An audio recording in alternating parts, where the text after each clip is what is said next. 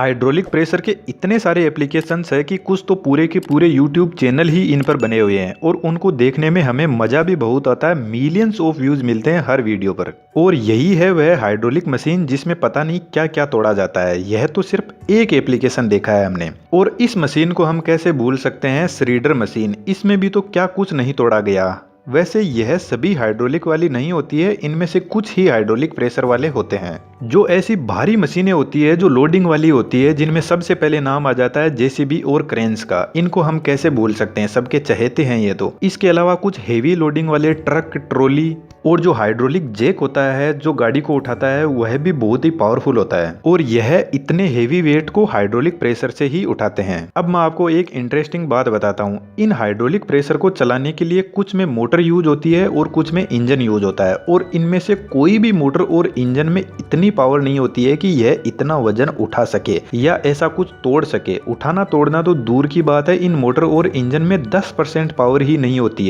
है ना कमाल की बात। तो फिर इन छोटे छोटे इंजन और मोटर से यह हाइड्रोलिक प्रेशर इतना पावरफुल कैसे बन जाता है। तो यहाँ पर हम दो चीजें डिस्कस करने वाले हैं। एक तो हाइड्रोलिक प्रेशर का प्रिंसिपल और दूसरा हाइड्रोलिक प्रेशर वाले पंप को जब किसी जेसीबी या फिर इस तरीके से सेट कर दिया जाता है तो वह किस तरीके से थोड़े से प्रेशर से इतना ज्यादा हाई प्रेशर बनाता है। हाइड्रोलिक प्रेशर में काम करता है पास्कल्स लॉ। यह लॉ हमें यह बताता है कि यदि हमारे पास में कोई ऐसा लिक्विड है जिसको कंप्रेस नहीं किया जा सकता, उस पर हम प्रेशर डालते हैं तो वह सभी डायरेक्शन में इक्वल प्रेशर लगाता है। चलो थोड़ा इसको और आसान करते हैं। इस तरीके के दो सिलेंडर हम लेते हैं। इधर वाला सिलेंडर छोटा है और इधर वाला बड़ा है। इन दोनों सिलेंडर में हम ऑयल भर देते हैं जिसको हम कंप्रेस नहीं कर सकते। और दोनों सिलेंडर में यहाँ पर पिस्टन लगे हुए हैं। जैसे हमारे घर में जो गैस सिलेंडर यूज होता है उसमें गैस को कंप्रेस करके भरा जाता है, लेकिन जो हमारा पानी है उसको यदि हम उसी सिलेंडर में भरेंगे तो हम उसको कंप्रेस नहीं कर सकते, बिल्कुल थोड़ा बहुत जो ना के बराबर होता है। तो कुछ इसी टाइप का लिक्विड ऑयल हम इन दोनों सिलेंडर में काम में लेते हैं। अब पास्कल लॉ कहता है कि यदि हम इस छोटे वाले पिस्टन पर प्रेशर लगाएंगे तो इसके अंदर जो हमने ऑयल भरा है वह उतना ही प्रेशर इधर बड़े वाले पिस्टन पर लगाएगा। कहने का मतलब इस ऑयल पर जितना प्रेशर आया उसने इस पूरे के पूरे प्रेशर को इधर ट्रांसफर कर दिया। देखो यहाँ पर आगे थोड़ी एकदम सिंपल सी कैलकुलेशन यूज हुई है। यदि आपने कभी पढ़ाई नहीं भी की है तो आप उसको आसानी से समझ जाओगे, पर कंटिन्यू देखते रहना। प्रेशर का एक फॉर्मूला होता है फोर्स अपॉन एरिया। इस फॉर्मूले को हम थोड़ा आसान करते हैं। यह जो इधर छोटे वाला सिलेंडर है इस पर हम कुछ ना कुछ फोर्स लगाते हैं। मान लेते हैं हम फोर्स लगाते हैं 10 न्यूटन का। न्यूटन फोर्स की यूनिट होती है। चलो थोड़ा और सिंपल करते हैं इसको। 10 न्यूटन को छोड़ो, आप तो यह मान लो कि यह 10 किलो का वजन हम इधर इस पिस्टन पर रख देते हैं। तो इधर छोटे वाले पिस्टन पर अब 10 किलो वजन जितना फोर्स लग रहा है। अब जब 10 केजी का वजन इस छोटे वाले पिस्टन पर लग रहा है तो इस पिस्टन का कुछ ना कुछ एरिया भी होगा। और मान लेते हैं यह छोटा सिलेंडर है तो इसमें छोटा पिस्टन है और छोटा पिस्टन का एरिया 2 मीटर स्क्वायर है। अब यदि हम इस फॉर्मूले से प्रेशर निकालेंगे तो हमने फोर्स 10 केजी वजन जितना लिया है और एरिया 2 मीटर स्क्वायर। तो फॉर्मूले में वैल्यू रख देते हैं और इसे काट पीट कर सोल्व करते हैं तो हमको प्रेशर मिल जाएगा 5 न्यूटन पर मीटर स्क्वायर। है ना एकदम आसान। चलो अब बड़े वाले सिलेंडर पर आते हैं। हमारे पास में प्रेशर आया 5 न्यूटन पर मीटर स्क्वायर। अब पास्कल लॉ तो यही कहता है कि यही 5 न्यूटन पर मीटर स्क्वायर का प्रेशर बड़े वाले सिलेंडर पर भी लगेगा। तो इसी फॉर्मूले में प्रेशर को रख लेते हैं 5 न्यूटन पर मीटर स्क्वायर। और अब यदि सिलेंडर बड़ा है तो इसका एरिया भी बड़ा होगा और मान लेते हैं इसका एरिया है 10 मीटर स्क्वायर। अब इस फॉर्मूले के हिसाब से आप मुझे यह बताओ कि यहाँ पर मैं कितना वेट रखूं ताकि मेरा प्रेशर 5 न्यूटन पर मीटर स्क्वायर आ जाए। तो एकदम सिंपल सी बात है, 50 रखूंगा तो 50 डिवाइडेड बाई 10 और मेरे को प्रेशर मिल जाएगा सेम टू सेम वही 5 न्यूटन पर मीटर स्क्वायर।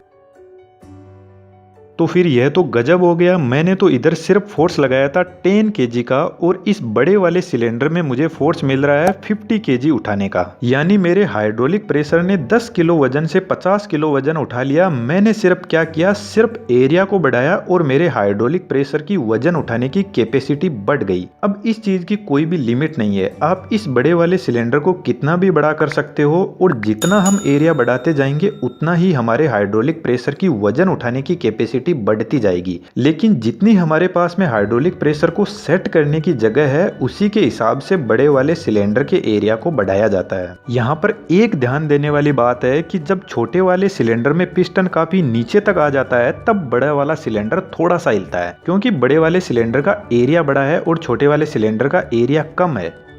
अब हम थोड़ा आगे बढ़ते हैं और इसी प्रिंसिपल को यूज में लेकर हम यह देखते हैं कि जब इस हाइड्रोलिक पंप को किसी जेसीबी या क्रेन में इंस्टॉल कर दिया जाता है तो यह कैसे काम करता है। यहाँ पर टोटल मेन 4-5 कंपोनेंट्स होते हैं। सबसे पहले होता है ऑयल टैंक। जैसे कोई जेसीबी या फिर क्रेन है तो उसमें बहुत सारे हाइड्रोलिक प्रेशर वाले पंप लगे रहते हैं, तो उसमें बड़ा ऑयल टैंक होता है जिसमें ऑयल भरा रहता है। उसके बाद में आता है पंप। यह पंप इस ऑयल टैंक से ऑयल को पंप करता है और इस पंप को रोटेट करवाने के लिए या तो 3 फेज इंडक्शन मोटर की जरूरत पड़ती है या फिर यहाँ पर कोई इंजन भी हो सकता है। जैसे जेसीबी में इंजन से ही इस पंप को घुमाया जाता है। और लास्ट में आता है यह सिलेंडर जिसमें पिस्टन लगे रहते हैं किसी भी वजन को उठाने के लिए। अब जब यह पंप घूमना शुरू करता है तो यह ऑयल को इन पाइप्स की हेल्प से प्रेशराइज करने लग जाता है और यह ऑयल ऊपर उठता है धीरे धीरे। लेकिन यहाँ ऊपर से दोनों सिलेंडर वाले वाल्व बंद है, तो जब यह दोनों वाल्व बंद रहते हैं और यहाँ पर प्रेशर ज्यादा बढ़ जाता है तो यह प्रेशर रिलीजिंग वाल्व ओपन हो जाता है और ऑयल वापस टैंक में जाने लग जाता है, यहीं पर घूमता रहता है। और यह जो कंडीशन होती है यह न्यूट्रल कंडीशन होती है हाइड्रोलिक प्रेशर की।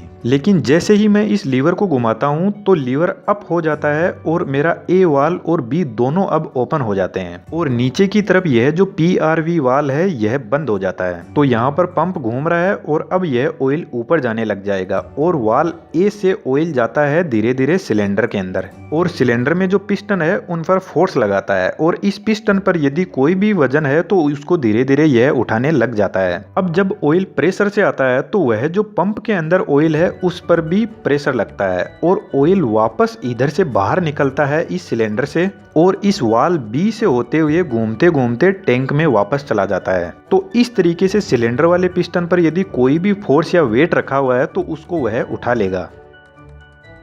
अब इसके आगे कंडीशन आती है जब हम लीवर को वापस डाउन करते हैं, तो इस केस में वाल्व बी से ऑयल जाता है सिलेंडर के अंदर और पिस्टन के ऊपर फोर्स लगाता है और पिस्टन को वापस डाउन लेकर आता है और इधर नीचे वाले पॉइंट से सिलेंडर से वापस ऑयल बाहर निकलता है और वाल्व ए के पास में आता है और इधर से घूमते घूमते वापस ऑयल टैंक के अंदर ऑयल चला जाता है और हमारा पिस्टन वापस डाउन पोजीशन में आ जाता है। तो इस तरीके से यह जो पूरा हाइड्रोलिक प्रेशर होता है यह काम करता है और इसके पीछे जो पास्कल्स लॉ है वह काम करता है। तो मेरे ख्याल से आपको हाइड्रोलिक प्रेशर की वर्किंग और प्रिंसिपल दोनों अच्छे से समझ में आए होंगे और मैं आपसे यही कहूंगा कि चैनल पर विजिट कीजिए और ऐसे ही इंटरेस्टिंग वीडियोस की हेल्प से साइंस को बहुत ही आसानी से आप समझ सकते हो। वीडियो अच्छा लगा तो लाइक कीजिए, चैनल को सब्सक्राइब कीजिए। Thank you.